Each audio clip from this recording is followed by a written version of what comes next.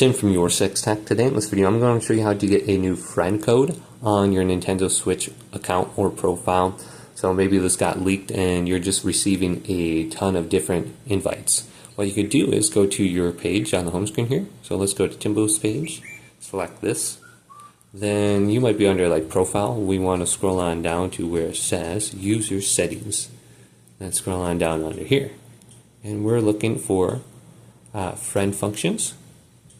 So if we go to this, we can see all our friend settings. So like display online status to friends. You can go to this and go to no one and then appear offline. You can stop friend requests being sent to you. You can just completely turn it off right here so people can't send you a friend request.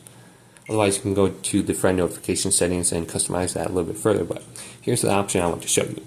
Reissue friend code right here. This will change your friend code. So if we select this, your friend code will be reissued. You won't be able to receive another code for 30 days.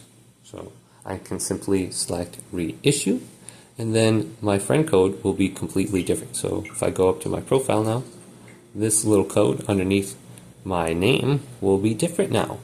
And then I won't be getting a bunch of different friend codes or notifications from other people.